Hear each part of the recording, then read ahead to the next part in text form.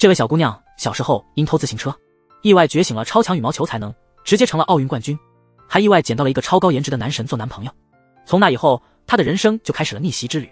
故事的男主角泰俊是职业羽毛球选手，表面上泰俊参加比赛只是为了钱和女生的关注，总是梦想着赚大钱，再找个美女做女朋友。但实际上，这个男人是个有信仰和忠义的人。他在一次双打比赛中的表现震惊了所有人。他的搭档受伤了，还想硬上场比赛。教练知道搭档曾伤过韧带，勉强比赛可能毁掉职业生涯，但为了赢球，教练还是同意了他出战。泰俊无法忍受看着搭档毁掉未来，选择了放弃比赛，也放弃了在职业队混日子的想法。他打算退役，永远离开这个圈子。泰俊没想到，一个即将出现的女孩将彻底改变他的命运。这位女孩名叫太阳，曾是屡次获奖的羽毛球天才。3年前，她卷入送礼风波，被迫退出江湖。她一现身，同行们都紧张起来，不禁回忆起过去被太阳统治的恐惧。那天夜里，打算退役的泰俊和队友们去酒吧喝酒，结果碰巧遇到了太阳和其他前辈同期在那里喝酒。泰俊看到太阳时，眼神明显变了。太阳已经复出，并将成为俱乐部的队友。这群人大多不太认识太阳，只是听过他的大名。有人就问起了他3年前那场送礼和隐退的事，气氛变得很尴尬。泰俊站出来缓和气氛，他说今天心情好，要请大家喝酒，让平时爱钱的他掏腰包不是易事，接下来还有转折。太阳松了口气，悄悄找机会和前辈李姐亲近。李姐退役后的生活多舛，从国家队到职业队再到婚姻生活，她结婚生子离婚，连抚养权都失去了。李姐最恨太阳送礼这件事，她一直认为竞技体育只看实力不问出身，所以现在李姐对太阳很冷淡。太阳在街上遇到泰俊，他主动搭话。泰俊表现得像很熟的样子，但太阳却完全记不起他的样子。泰俊尽管有点失落，还是送给太阳一只特别的球拍。这部剧的名字和这只球拍都跟一个记录有关，那是马来西亚男双选手陈文宏和队友李宗伟。2013年7月，他们受邀测试尤尼克斯的新球拍，他们凭借惊人的爆发力创下了493公里每小时的球速纪录。泰俊赠送给太阳的那把球拍，正是陈文宏当时是打过的型号。泰俊坦诚自己一直在太阳退役前密切关注着他的赛事，他还知晓太阳曾创下的国内女性非公开赛事323公里每小时的快球纪录。这位突然出现的超级粉丝让太阳得以稍微摆脱复杂的情绪。返回酒吧时，太阳感到困惑，原本承诺请客的泰俊竟然偷偷溜走了。无奈之下，作为新手的太阳只得掏钱结账，以此来增进好感。毕竟指望泰俊这个小气鬼大方一次，似乎真的不太现实。第二天，俱乐部老板人称彩虹姐的女士来巡视工作情况，她对球队的态度可谓是相当冷淡。她拉着没打完复出首场比赛的太阳，夸他最近球打得好。太阳没有架子，立刻开始猛夸彩虹姐。他夸的彩虹姐乐得脸上又添了几条笑纹。彩虹姐表面和气，私下里却严肃认真。她把教练老朱找来，严厉地训了一番。队里的王牌郑焕一大早就给彩虹姐发视频通话，提出非要自己留下，要么就让教练走人的最后通牒。郑焕作为国家队的选手，俱乐部的关注度多半靠他。如果郑焕离开，遭殃的不仅是老朱，整个俱乐部都可能不保。没办法，老朱只能找郑焕和解。他们之间其实没什么不可调和的大矛盾，郑焕只是想专注于国家队，他不愿意天天跑俱乐部应老朱之命。对彩虹姐来说，他只需要郑焕这个招牌而已。最后大家达成了一致，今后郑焕可以自由选择参与俱乐部的训练和比赛。自大的郑焕在准备离开时碰到了老熟人太阳，他直接拽下太阳的耳机，为过去的一些事吵了起来，指责太阳不应该回来打羽毛球，还威胁要在群里揭露他。一直忍让的太阳终于忍无可忍，一脚踢向郑焕的背。多亏了郑焕出色的反应能力，这才避免了受伤。这是太阳提到的某个人的名字，我不在乎是否曝光，但建议你问过太姐再做决定。他希望这个秘密能保持住。不管怎样，太阳3年前的退役似乎背后有着不为人知的故事。剧情转换，男女主角又迎来了宛如命中注定的相遇。泰俊去了一家离家很近的羽毛球馆应聘教练，没想到太阳也在那儿。馆主夸父正好是太阳的父亲，他安排泰俊和太阳打一场比赛，泰俊只要能赢1分就能留下。冷漠的太阳突然放水，泰俊轻松获胜。泰俊为了感谢太阳，也因为个人私心邀请他吃饭。当得知昨晚是太阳买单后，泰俊坚持要把钱还给他。这时太阳的一席话让泰俊心跳加速，我并非故意让你赢，我认出你了，你就是那个自行车差点被我偷走的男孩。时间仿佛倒流，回到了他们的童年。那一天，他被一辆自行车吸引，本想偷偷拿走，却被车主泰俊当场捉住。在太阳面前出现了另一个如小太阳般温暖的男生。泰俊半真半假的提议，只要太阳在羽毛球赛中赢他1分，就把这事儿忘掉。尽管是第一次打羽毛球，太阳没有得分，但他展现了难得的才华。他全神贯注地投入到这项运动中，忍不住在脸上露出了笑容。就在这时，夸父意识到了太阳的才能。在聊天中，太阳也向泰俊坦诚了自己复杂的家庭背景。实际上，夸父是他的继父，更早之前他只是和夸父的母亲一起生活。直到太阳展现出才能，才被夸父认可，并开始认真培养。泰俊听得越多，越是同情太阳，坚持要换取联系方式，还要了银行账号。他打算将前一天的酒钱还给他。太阳无奈的一边告诉他号码，一边嘱咐泰俊与自己保持距离。毕竟女孩子们都或多或少会担心运动后身上的汗味，觉得很尴尬。泰俊却很配合，假装被熏到了，直接后退了10几米远，这让太阳气得笑了出来。泰俊给他带来了一个意想不到的惊喜，凭借着运动员超强的速度和反应，泰俊次次都能预判到女孩的位置，不让她轻易离开。当太阳还在疑惑对方究竟打的什么主意时，泰俊深意地说要给他来个洗澡，然后喷泉按时喷发，两人被水淋得哈哈大笑。泰俊其实从昨晚开始就注意到太阳愁眉不展，他故意引着太阳走向喷泉，想让他开心一下，精准算计喷水时间，希望太阳能放松心情。结果泰俊冻得嘴唇都紫了，看起来快冻坏了。临别时，太阳也送泰俊一句话：曾在职业赛场上打滚的人不是那么容易就退役的。太阳的这句话后来真的应验了。首先是夸父没有按照约定给泰俊工作，然后泰俊收到了老朱的诱惑，给了他一个梦寐以求的年薪。只是泰俊有2个遗憾，一个是不能退役继续当运动员，另一个是他的目标是赚钱和包办婚姻。如果继续参赛，只能实现赚钱这一半。但想到小时候偷车的那个女孩也在，泰俊还是接受了。这段时间太阳在队里并不好过，前辈李姐对他有成见。太阳想要融入大家，但因为李姐大家都敬而远之，李姐还让他做杂活，一大堆脏衣服全扔给太阳。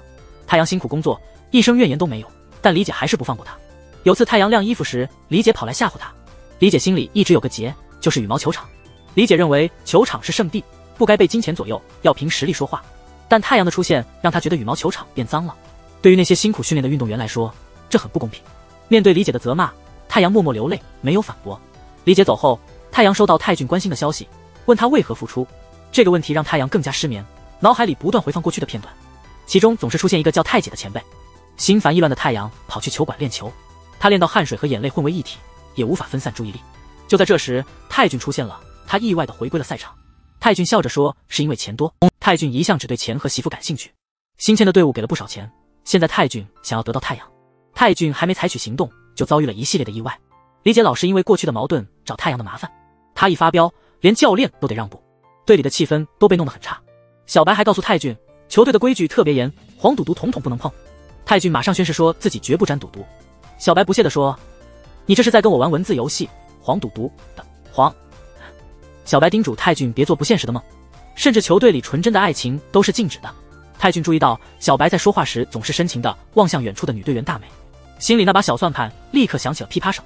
之前在第1集里高高在上的国家队选手，这回碰上了硬茬，他因为跟教练的矛盾失去了参加世锦赛的资格。由于这件事，和他搭档双打的长毛也无缘比赛。为了参加国际赛事，郑焕不惜放弃俱乐部的比赛机会，他怒气冲冲地找到教练理论，结果反被对方威胁。教练警告郑焕，如果他再闹事，就连奥运会的资格也没了。这样一来，为奥运苦练的长毛将会更加心灰意冷。老谋深算的教练认为郑焕在他手上吃不了兜着走。晚上发生了一幕超级搞笑的事，小白和大美在准备晚饭时偷偷的调情。小白跟泰俊说队里禁止谈恋爱，其实自己和大美秘密恋情早就火热进行中。正当两人甜蜜蜜乐此不疲的时候，泰俊突然从柜子里跳出来，猛拍一通。这家伙白天就觉得小白看大美的眼神不对劲，听说这俩人要准备晚饭，泰俊就提前藏进柜子里偷听。那一躲就是2小时，他的耐心完全打败了小白的保密措施。现在泰俊掌握了两人的恋情证据，队里的地位飞速提升。吃饭时他变成了超级大佬，享受这对小夫妻的照顾，让其他人都看得目瞪口呆。吃饭前泰俊发现太阳没来，让大美去叫他。李姐和太阳有矛盾，立刻阻止泰俊，并且瞪了他一眼。泰俊的反应出奇的让人舒服，他不像其他人那样搭理李姐，直接拿着饭找太阳去了。此刻太阳正在看泰俊的比赛视频，被他的实力震惊。他的笔记上写满了泰俊的名字，还不小心画了个爱心。意识到后，他又害羞又生气，赶紧把爱心涂掉。这时候太阳听到泰俊在外面叫他。泰俊到了很多男生梦寐以求的地方，女生宿舍送餐。太阳看到他要进房间一起吃饭，紧张的冲回房间，赶紧合上笔记本电脑。他忘记了还有一本写满泰俊名字的笔记本。泰俊明明注意到了一些事情，但是为了不让太阳难堪，他决定装作没看到。然后剧情变得有趣，太阳因为没有人陪他打球，感到不受欢迎。太阳提出想和泰俊一起练习混双。太阳的话，我要得到你，让泰俊非常开心。不过奇怪的是，在那一刻，泰俊不知为何拒绝了和自己心仪的人亲近的机会。如果说第1集是泰俊疯狂宠爱妻子的故事，那第2集的主题就变成了妻子积极追求丈夫。泰俊表面上装作很不耐烦，但实际上一回到房间就露出了真实的喜悦。他偷走了太阳写着他名字的那页纸，并且花痴般的笑了。泰俊特别好奇太阳涂掉的那部分内容是什么。第二天，太阳又找到泰俊，开口就说：“我想清楚了，你要对我负责。”这句话的冲击力堪比之前的“我要得到你”。现在他无球可打，泰俊必须负责到底。泰俊依旧选择了拒绝，但泰俊还是拒绝了。尽管如此，太阳是那种不会轻易放弃的女人，她每天都会像鬼魅一样从各种奇怪的地方出现。每次出现时，她都会说：“对我负责吧。”有时候，太阳会像林黛玉一样轻轻拉住泰俊衣角，柔弱地问：“你真的就这样不管我了吗？”泰俊有次被烦得不行，就决定戏弄太阳一番。他编了个谎话，说打双打赢球后最开心的就是和搭档击掌庆祝。可太阳个子小，根本够不着他的手。不服输的太阳踮起脚尖试着够，结果两人的距离变得非常近。那一刻，周围仿佛只剩下加速的心跳声。正当这时，泰俊轻拍了拍太阳的头，太阳羞得大喊一声，慌乱逃开。泰俊脸上却浮现出满意的微笑。然而，泰俊很快就笑不出来了。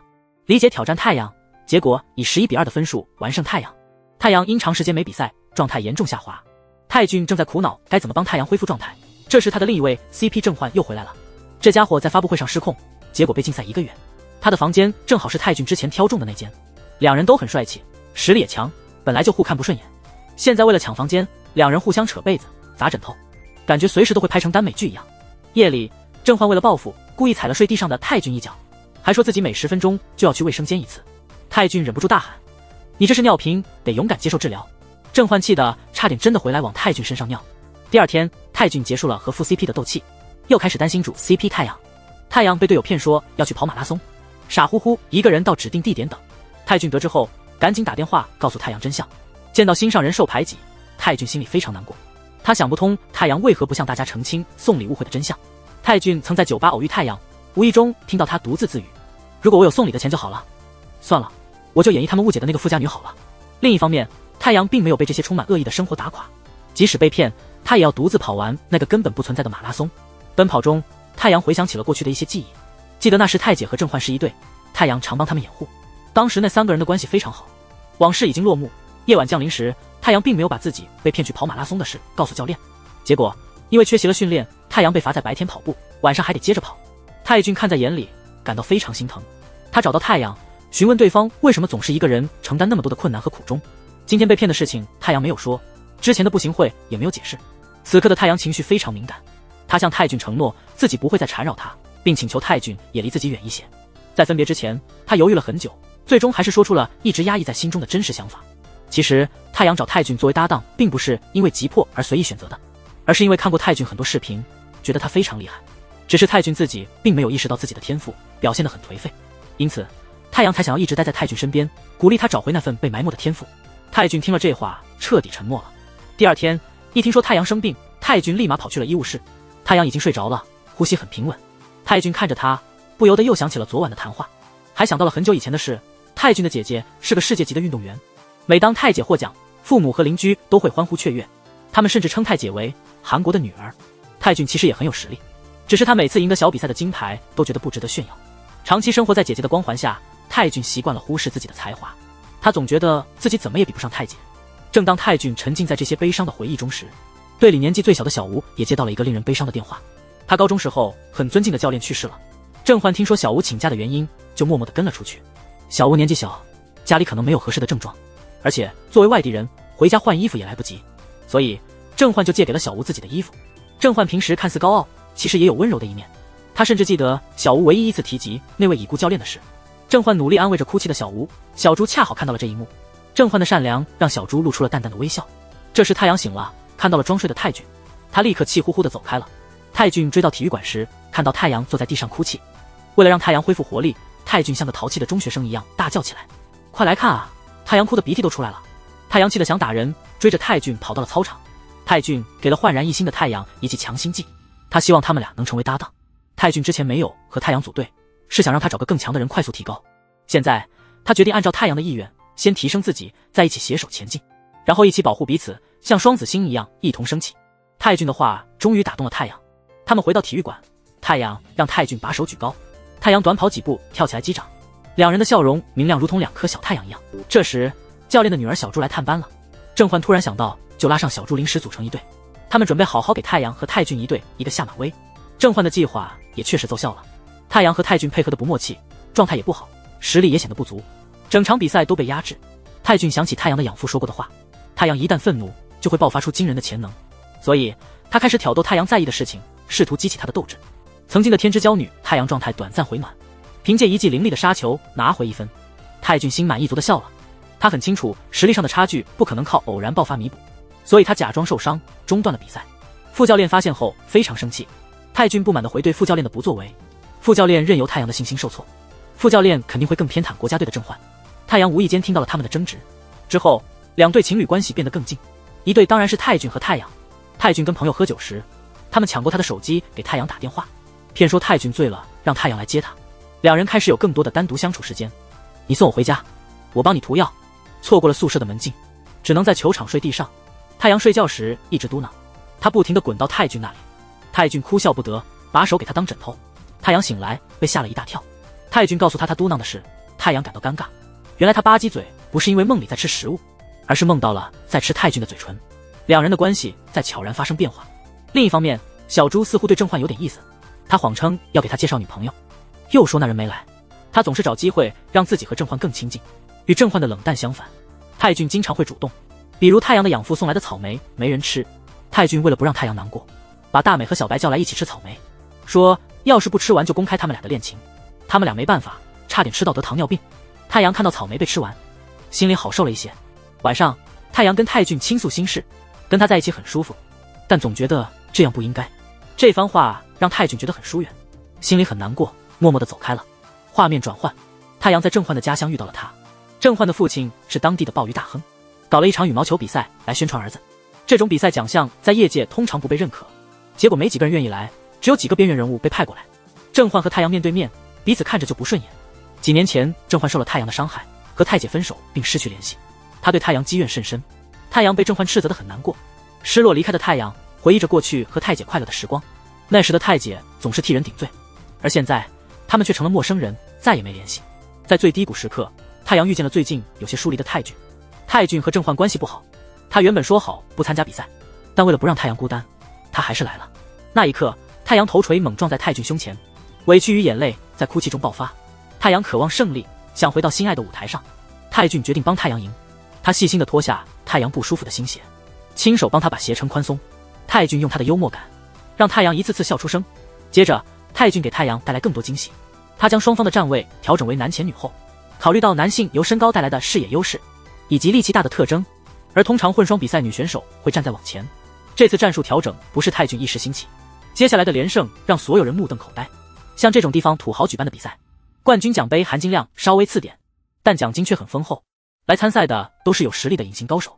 太阳在泰俊帮助下，竟顺利进入了4强。老朱和副教练一次又一次去前台延迟退房，本以为泰俊他们首轮就会出局，谁知道他们爆发出的化学反应让人惊艳。老朱的女儿小朱也参加了比赛，她也打进了4强。这个傻气的女孩本不该挑衅太阳，结果太阳用了樱木花道的绝招握手，握得小猪手掌红肿。太阳离开后，小猪大声哭泣。不久后，太阳他们面对小猪队，本是场激烈的比赛，却让人看着想恋爱。太阳的脚踝负荷过重，影响了表现。泰俊几乎凭一己之力撑起了整场比赛，他发挥出惊人的实力，最后只差3分就能赢。泰俊如附魔般连得2分，最后关头他体力消耗殆尽。太阳尽力想助一臂之力，可惜脚踝的伤拖累了他，最终还是输了比赛。唯一值得庆幸的是太阳的脚踝伤势并不严重，不会对他的职业生涯产生长期影响。泰俊担心太阳自责，特地来探望，没想到刚好碰到太阳在换衣服，两人对视，场面一时间变得尴尬万分。这时候，郑焕开始联系小猪他们队的教练胖哥，试图说服他带走太阳。他实在不想再见到太阳。小猪远远地看到郑焕和胖哥偷偷摸摸的样子。胖哥离开后，他特地去找郑焕，他好奇他们俩都谈了什么，还请郑焕顺路送他回首尔。郑焕察觉到小猪对他有意思，但他冷淡地拒绝了，表示自己不缺女伴，这让小猪感到非常生气。回到首尔后，他愤怒地砸了郑焕的车一顿。冷静下来之后，他意识到闯了大祸，急忙逃离现场。郑焕查看行车记录仪时看到了这一幕，感到又气又好笑。夜晚，太阳的养父夸父找到了喝醉的老朱，他们曾是老乡，都练过羽毛球，可惜命运不同，境况天差地别。这次夸父找老朱是为了商讨女儿转队的事宜，胖哥承诺会认真培养太阳。想到太阳在老朱队伍中的遭遇，夸父毫不犹豫地同意了。实际上老朱也曾有意栽培太阳，却没想到太阳即将被人挖角，两人争执不下，最终不欢而散。不久之后，太阳也得知了老爸想让他转队的消息，对他来说似乎无所谓。最近的比赛未能夺冠，让太阳的斗志大受打击。泰俊听闻此事，顿时嫉妒心大起，内心的独白大致是这样的：你想要冠军，我能帮你赢；你离开就是对我不负责任。哼，真是个负心人。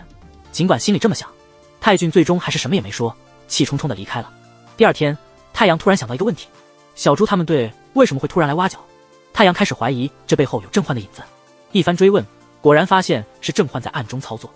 郑焕说话依旧刻薄，话语中不难听出他是因为不想看到太阳才这么做，还嘲讽太阳当年为了上位不惜挤掉队友。泰俊实在忍不住了，开始用羽毛球连续击打郑焕，看样子是要把郑焕约出去，好像是要进行一场真人 PK。他俩之间的气氛紧张的像要爆炸一样。郑焕警告泰俊别因为女人而多管闲事，泰俊回嘴说郑焕不也是因为前女友才找太阳的麻烦吗？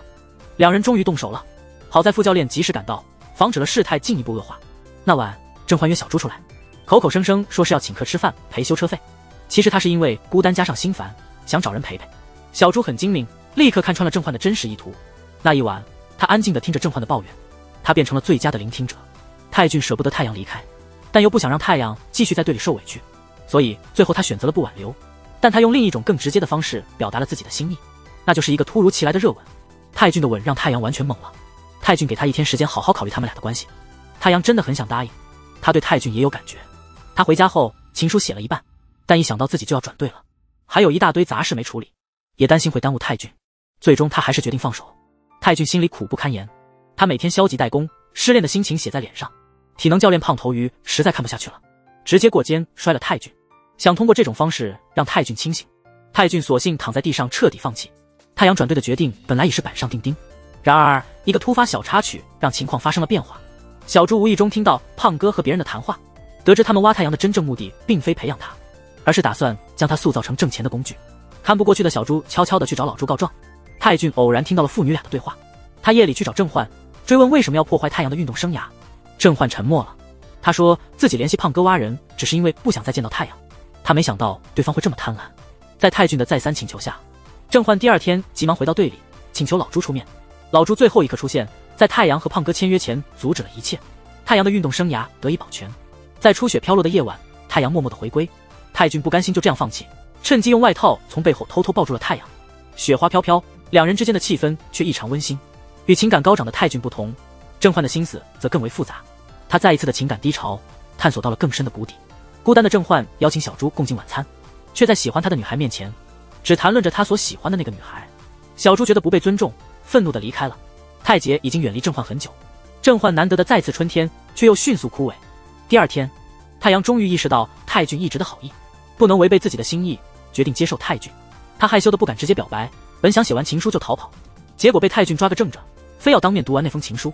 泰俊读着情书，笑容满面，他们相互拥吻，克服重重困难，终于开始了恋爱。太阳回归并没有遭遇预期的阻力，没有人责骂他为叛徒，连李姐的脸色也温和了许多。李姐从郑焕那了解到，太阳当初隐退，并不是因为送礼，而是有其他原因。误会消除，自然没必要继续怨对太阳。太阳没想到这一去一回，反而得到了集体更多的接纳。正当泰俊和太阳的感情升温之际，太阳偶然遇见了郑焕的搭档长毛。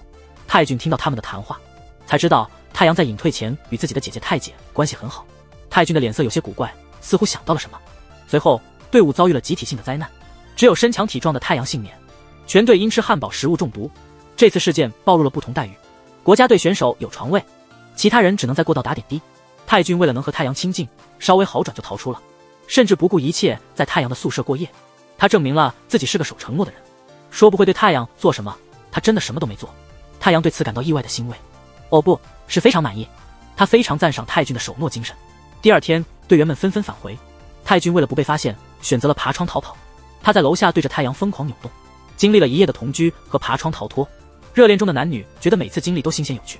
泰俊淘气的样子让人想起南柱赫在《举重妖精金福珠》中的演出。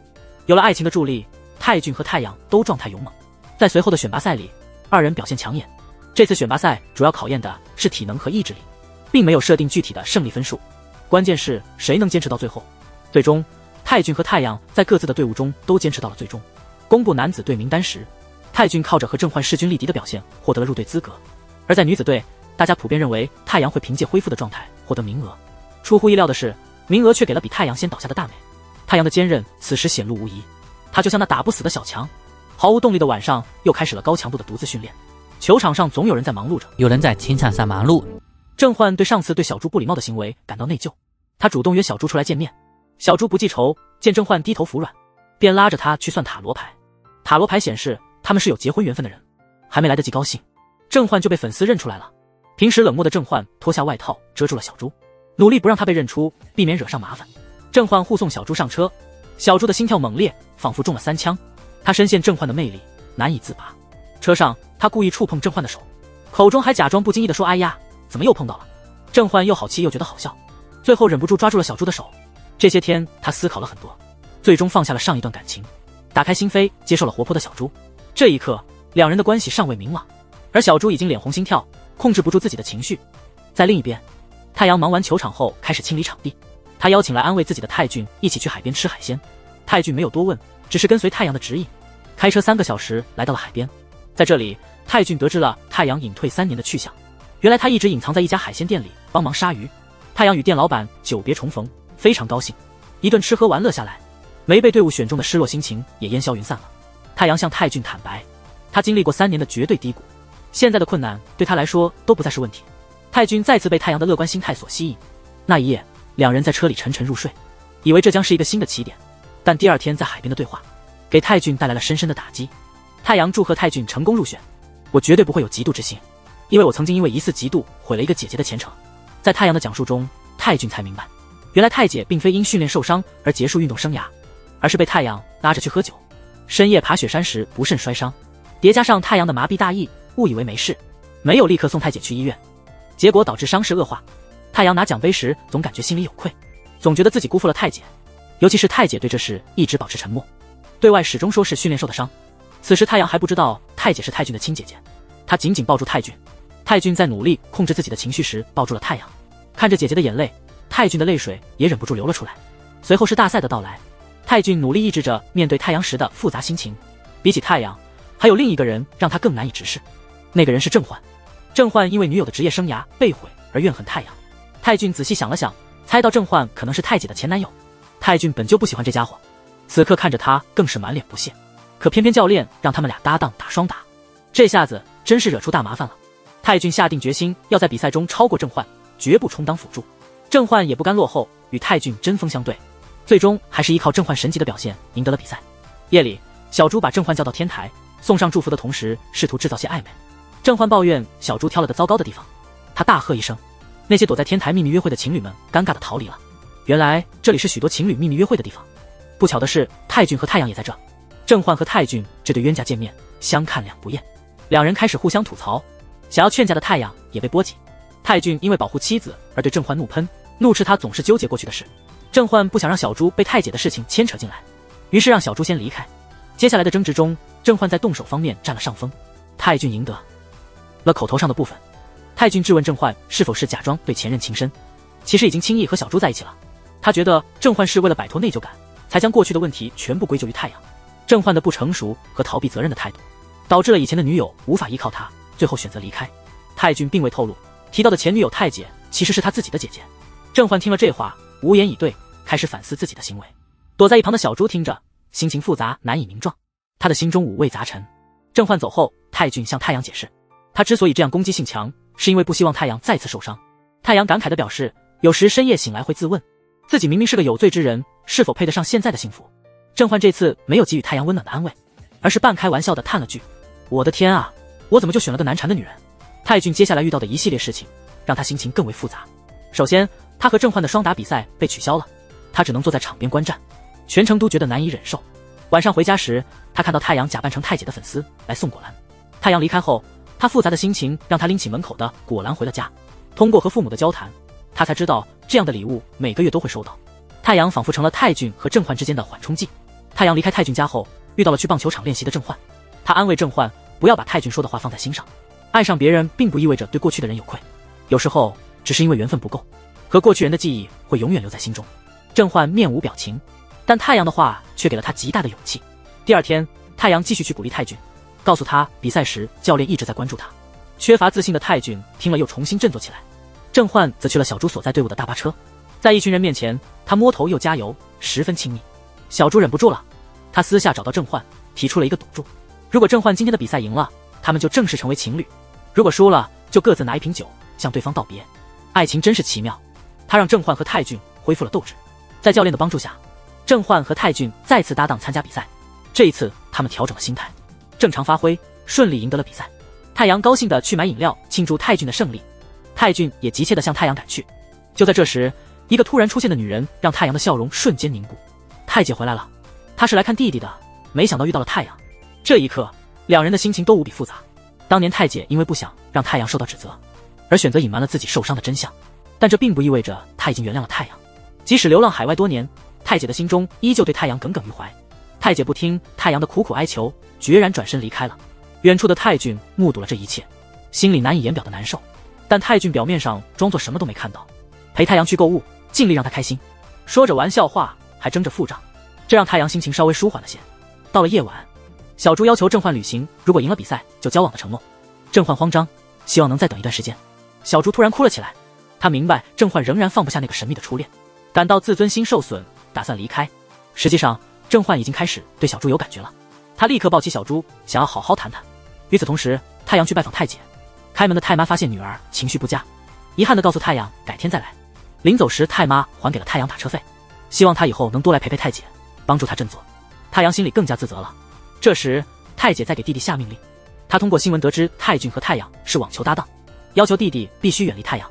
泰俊没有告诉他太阳是自己的女友，也没说他知道两人之间的恩怨，他感到进退两难。第二天，泰俊面临更棘手的问题。他和郑焕的对手中有个叫剑次郎的，这人是太姐的晚辈。他偶遇太姐后起了歹心，知道郑焕和太姐曾有过关系，比赛时不断用这个刺激郑焕，加上裁判的误判，郑焕情绪濒临崩溃，差点失控。幸亏泰俊的激将法让他冷静下来，最后他们合力战胜了剑次郎。晚上聚餐时，队友们都知道了郑焕和太姐的感情新闻。郑焕沉默不语，他猜到可能是剑次郎散布的消息。剑次郎输了比赛，可能想通过小动作报复，但是对于郑焕来说，比剑次郎更让他头疼的是小猪。郑焕去参加迎接太姐的聚会，半路被小猪拦住。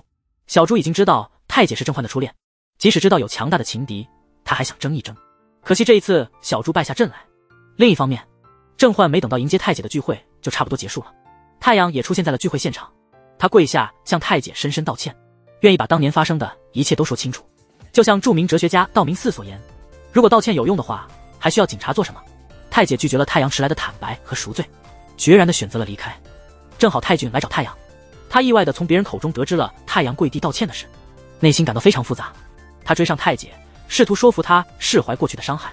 太姐震惊又愤怒，责怪弟弟泰俊竟然帮外人而不帮自己。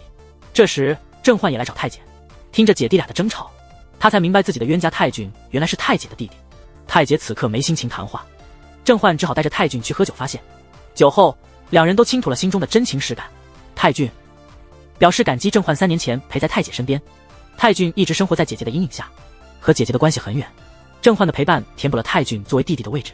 郑焕询问泰俊明知太姐和太阳的过去，还敢和太阳成为朋友，一旦事情泄露，后果将不堪设想。泰俊避开了这个问题，他担心太阳会有麻烦，赶紧去找帮手。最终泰俊并没有现身，给太阳留下一片安静的空间，但仍旧保持着距离的接近，随时准备赶来救援太阳。太阳之后状态一落千丈，副教练对他铁杆的训练方式感到愤怒。太阳每天训练到精疲力尽，正是这时他总能遇到泰俊这颗小太阳，泰俊的一个拥抱就能给予太阳力量。而相比之下，小猪就显得格外落魄，他经常酒后乱语，宣称要超越太姐。郑焕看到这些状态感到非常内疚。醒来的小猪虽然勉强笑着，内心却极其痛苦。这段混乱的情感终于走向了尾声。郑焕认真地约谈了太姐一次，追问为什么这些年消失不回邮件。太姐冷淡地回应了郑焕，太姐曾谎称是训练受伤，但实际上是深夜喝酒后登山受伤，而郑焕是少数知情的人。太姐厌恶这段往事，爱屋及乌，也恨上了郑焕。郑焕大为受伤，两人达成共识，关系正式结束，从此陌路，各奔东西。另一边，太阳罕见地拜访了副教练，他拒绝遵守副教练的额外训练，他离开了队友，在太姐家门前等待对方归来。太阳带来了连串的道歉，表达了坦白认错的决心。太姐再次情绪爆发，当初他受伤住院，下意识隐瞒了受伤事实。太阳私底下向太姐道歉，这就像是用友情来绑架太姐，好像是在说太姐公开真相就等于背叛了朋友。太姐承受着这压力，一直不敢吐露真相。手术失败，职业生涯告终。太姐这些年生活非常压抑，在太姐看来，太阳本不打算坦白，现在来搞出一副赎罪的样子，并不是真心想要赎罪，只是想减轻自己的负罪感。太姐留下狠话后进了门，她努力忍住不哭出声。太姐的泪不仅为郑焕和太阳，也为自己。每次太阳处于低谷，她都会偷偷去探望亲生母亲。现在太阳有了新的疗伤方式，那就是去找男友太俊。这一夜，太阳没有离开。次日，见次郎又捣乱了，他偶然拍到了对手郑焕与太姐的交谈，结果在上网时不小心丢了手机，手机被人拾到，视频揭露了太姐捏造受伤经过的真相。视频被上传至网上，羽毛球国家队追查到视频来自次郎的手机，郑焕愤怒难抑，狠狠教训了次郎。郑焕因此冲动付出了被开除出国家队的代价。另一方面，太阳找到了国家队教练，他希望承认自己导致太姐受伤。网络视频的压力让教练焦虑不安，教练担心真相公开后舆论再次翻转，担心因为查清事实而受到责备，于是教练警告太阳，若公开此事将被行业封杀。这时，太姐带着巨大压力去医院治疗旧伤，离开时偶然遇见了小猪。面对这位风暴中心的强敌，小猪假装是粉丝，想约太姐出游。话出口后，他立即后悔，本以为太姐不会同意，没想到太姐觉得小猪天真可爱，竟然答应了。他们一起去电影院观看了一场电影，在电影播放时，太姐接到了太阳发来的认错信息，看到信息中太阳的懊悔，太姐忍不住泪流满面。小猪看着太姐哭泣，感到心里五味杂陈。电影散场后，不擅长撒谎的小猪直言不讳地告诉太姐自己喜欢郑焕，并将他视作爱情竞争对手。但奇怪的是，今天与太姐相处下来，他却无法真正恨上她。太姐内心的阴霾被小猪的纯真无邪所驱散，她的脸上不知不觉露出了微笑。与太姐境遇相似，处于人生低谷的太阳，也在这一刻收到了别人伸出的援手。在这个寒冷的冬夜，太俊去买了条围巾，想送给太阳。他抓住机会向太阳坦白自己是太姐的弟弟，这样的身份对他们来说如同一枚定时炸弹。现在太姐回归了，太俊担心事情拖得越久，后果越严重，于是选择了坦白。太阳对此并没有怪罪太俊，也没有选择逃离，反而是对太俊夹在姐姐和女友中间的困境感到心疼。太俊恳请太阳不要因为他的身份就逃离，太阳此刻心中百感交集，虽然口头答应了，但心里却有些勉强。第二天，太阳履行了之前对太姐的承诺，坦诚公开了当年导致太姐受伤的所有真相。他感到非常沮丧。太阳去见了自己的生母杨妈，把心中所有的负面情绪都发泄了出来。杨妈明白太阳责怪他当年抛弃女儿，他解释自己经济拮据，为了让女儿能遇到家境好一点的人家，有机会接受专业训练，发挥羽毛球天赋，才将她送人。太阳怒吼：你知道我这些年是怎么过的吗？羽毛球成了我生命中唯一的价值所在，我为了不被抛弃，拼尽全力训练打球。太阳宣称不会再去找杨妈。正准备离开时，他看到了太俊送的围巾。太阳坐在地上，泪流不止，自言自语：我该如何和他说分手？他给了我那种连亲生父母都未曾给过的爱。就在这时，太俊出现了，带太阳离开了现场。面对坚决想要分手的太阳，太俊坚定地说：请你也为我考虑，不准提分手，我爱你啊。因为太俊的全力挽留，太阳又动摇了。他和太俊分别之后，接到了太姐约见面的电话。如今攻击太姐的舆论纷纷转到了太阳身上。太姐向太阳坦诚，她今后的路无论在圈内还是圈外都会非常艰难。可以看出，太姐曾经对太阳心存怨恨，但她依然真切地关心着太阳的未来。也许正因为这样，她才一直保持距离，害怕太过亲近会让太阳频繁回忆起往事并公开。对于太姐而言，这一夜之后，她对太阳的所有负面情绪已经翻篇。然而，太阳的麻烦并没有结束，他的自爆行为使得当初的国家队教练也受到了未经调查便定性的负面舆论。教练方面已经表示要封杀太阳，太阳不想连累队伍，因此提出了辞职。教练老朱一直是个冷面热心肠的人，总是为别人着想，这一次他也是迟迟未处理，真心不愿意看到一个有潜力的选手就这样被浪费掉。父亲如此，女儿小朱也一样，她也总是操心着别人的事。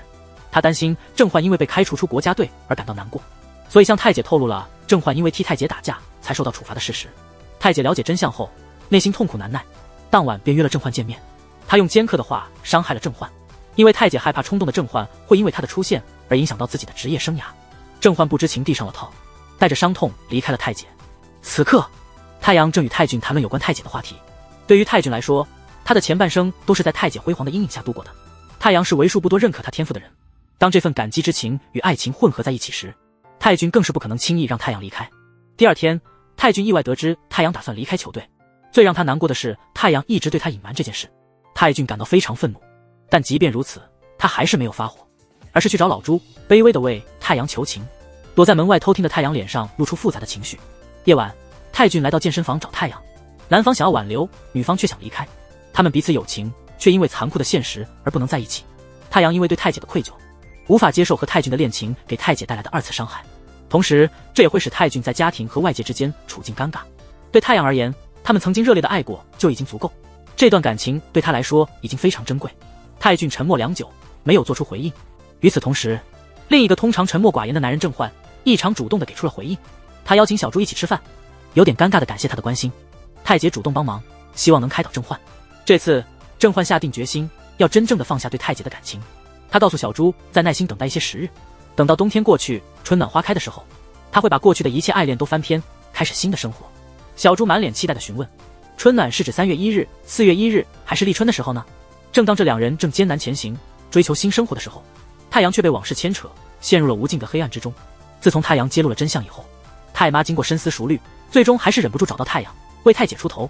泰俊去为太阳遮风挡雨的时候，被妈妈发现了他们的恋人关系。太妈气得说不出话，愤怒地给了泰俊一个耳光。一路上两人都沉默不语。回到家后，太妈突然哀求泰俊分手，不要再让姐姐受苦。泰俊愤怒地质问，为什么一直以来妈妈都不能支持我？就在这时，太姐听到了外面的动静，看到妈妈和弟弟之间气氛不对，赶紧叫泰俊一起去买东西，离开了那个尴尬的场面。在路上，泰俊坦白了自己和太阳的恋情。让他意外的是，姐姐早在之前就已经知晓了这段关系。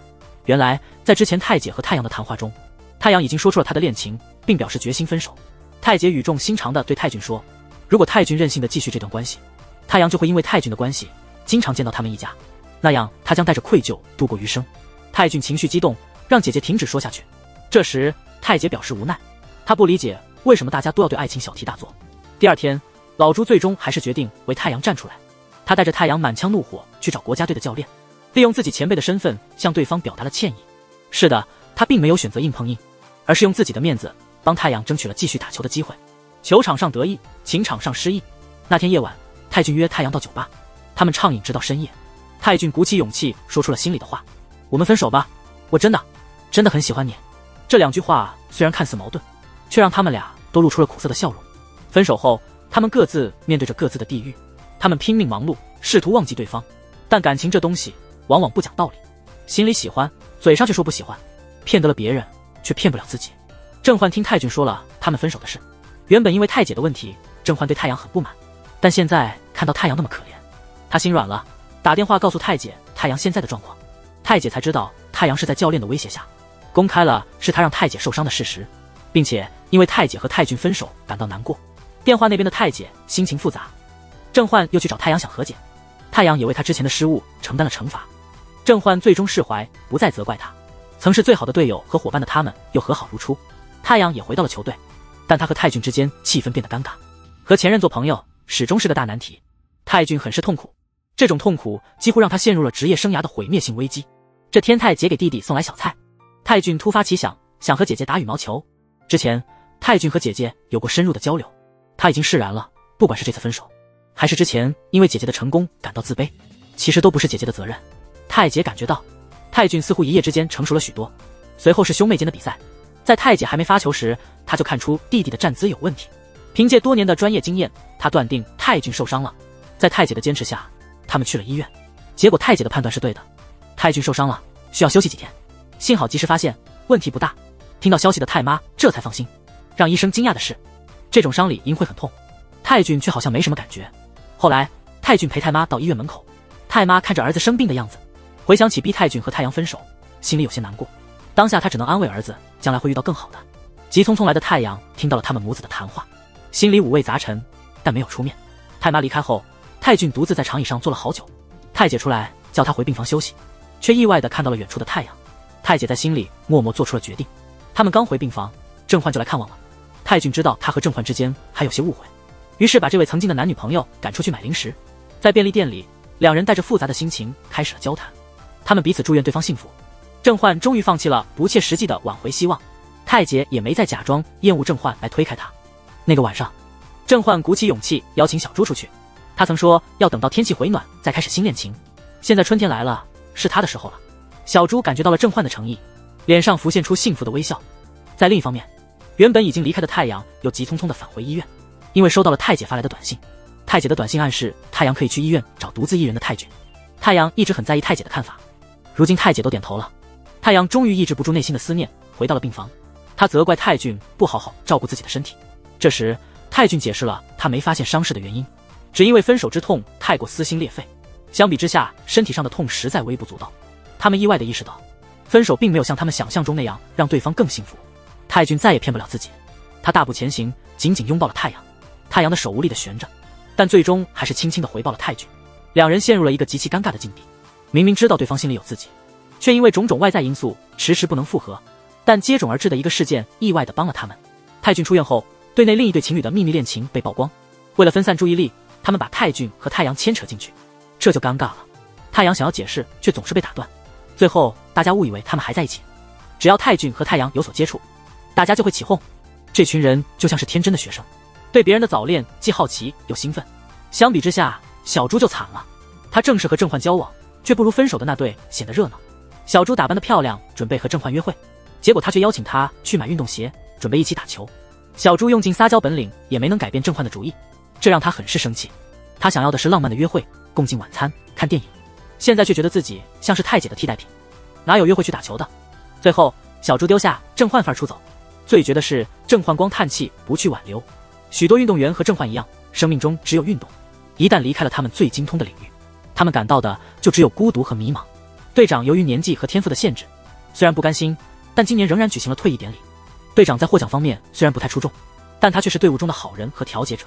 那晚大家喝多了，说多了，哭多了，李姐整个过程都未曾开口。酒会结束后，队长陪李姐走了一段路。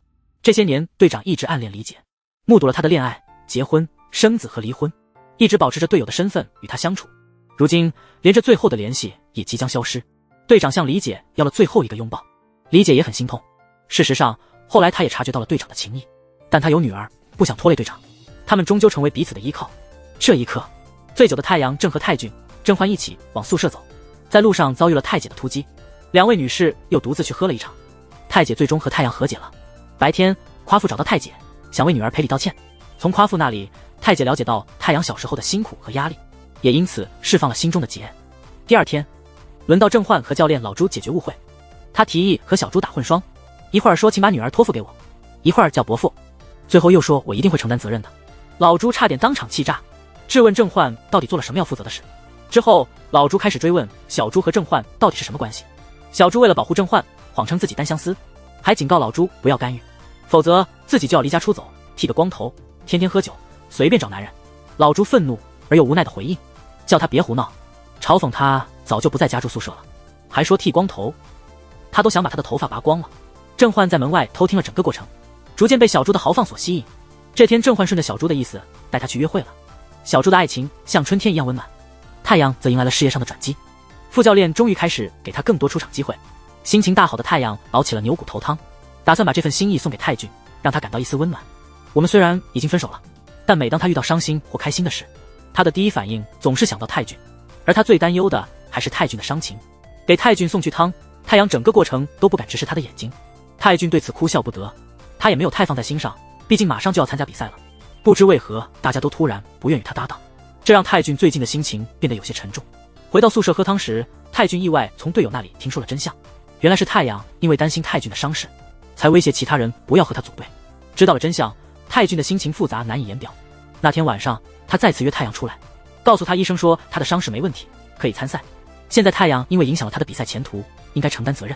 这句话里含着双关，既是要求太阳继续和他搭档参赛，也在暗示太阳要为他的未来负责。这种碰瓷的技术可谓发挥到了极致。太阳下意识地拒绝了太俊的混双邀请，他还是有些害怕太姐会不高兴。回去后，他心里又有些不甘心，于是带着不确定的心情给太姐打电话征求意见。太姐被吵醒，心情非常不好。他对电话那头的太阳说的不耐烦，想组队就去组队，别打扰我睡觉了，拜托。太阳没想到太姐会这么爽快的同意，第二天就找到太俊，答应一起参加比赛。尽管如此，太阳对于是否复合还在犹豫，他始终没有给出一个明确的答复。太俊虽然有些遗憾，但他决定不急于求成，慢慢来。接下来的事情让太俊的形象变得更加完美。他总觉得队长的退役太匆忙，于是劝说教练出面，邀请队长打一场比赛后再退役。之前的退役仪式只在队内进行，外界并不知情，所以这场比赛并不违规。穿上西装的队长依旧保持着羽毛球的激情，被太俊的热情所点燃。他打了自己职业生涯的最后一场比赛，对手是金牌选手郑焕和长毛。老好人队长很像《灌篮高手》里的木木公言，遗憾的是他的收尾差了点意思，没能像木木一样在和陵南的比赛中投进决胜的3分球。队长虽败犹荣，依旧兴致高昂，他抓住良好状态，向心仪的李姐正式表白。李姐担忧再婚可能会对女儿造成伤害，队长表示愿意等待，直到李姐的女儿长大成人。被情感触动，李姐泪流满面。气象局紧接着发布了流星雨的预报。那晚，太阳和泰俊一同外出共赏星辰，他们带着心中重要的愿望，没想到听到了泰俊想吻她的心声，连上天都看不下去了。雷声轰鸣，电闪雷鸣，大雨倾盆，但这一切都没能阻止泰俊的愿望。最终他如愿以偿，吻到了太阳。在大雨中，他们俩的关系迎来了新的转机，好运接连不断。太阳的妹妹特地前来为他加油，他还带来了妈妈一直在默默关注并为他祈福的消息。这消息让太阳心情复杂。另一方面，郑焕与小猪的关系进展得飞快，他们现在勇敢地公然接吻。如果老朱看到了，可能会惊得当场晕过去好几分钟。遗憾的是，并不是每件事都进展顺利。泰俊的伤势迟迟未能痊愈，又因为要和太阳搭档双打，他一直在强撑。他们虽然一路战胜对手，但泰俊的身体也逐渐达到了极限。混双决赛那天，一辆救护车呼啸着赶到了体育馆。时光倒流至不久前，郑焕偶然发现了泰俊带伤坚持比赛的情况。他在劝泰俊退出比赛时，被不远处的太阳听到了。太阳担忧地询问了医生对泰俊的诊断，得知泰俊若继续比赛，伤势可能会恶化。太阳毅然决定为了爱人放弃比赛，泰俊却执着地想要与太阳共赢冠军，不愿放弃。争执中，太阳不慎扭伤了脚，最终他们只能选择退出比赛。但这场意外反而带来了好运。泰俊的母亲知道了太阳的牺牲后，她对这位女孩的抵触感逐渐减弱，并最终慢慢地接纳了她。泰俊将自己的银牌送给了母亲。太妈意识到自己长期以来对泰俊的冷落，此时此刻这枚银牌在她手中的分量，一点也不比太姐以前拿到的金牌低。队友们探病时偶遇太姐，大家这才意识到他们是兄妹。但泰俊已不再只是作为天才女战神的弟弟而存在，他在羽毛球界已经赢得了自己的地位，他的名字旁边累积了许多头衔。时间快转，1年后，国家队教练因酒驾丢了职位，在郑焕的支持下，老朱成功晋升为教练。退役的李姐接替了老朱，成了俱乐部的教练。此外，他与队长之间的情感也在不断升温，并且小朱和郑焕这对小夫妻也过得挺好。郑焕有时候会出国参加比赛，然后回来，这两人在一起的时候简直是甜蜜过头。太姐在赛场之外找到了新的工作，她投身于羽毛球研究，依然与自己热爱的事业紧密相连。最终是泰俊和太阳，还有小朱与郑焕，去年因伤退赛的决赛终于要打了。去年因为伤病，太阳他们不得不选择了退赛。如今他们终于迎来一场堂堂正正的决战，故事也在太阳斗志满满的笑容中落下帷幕。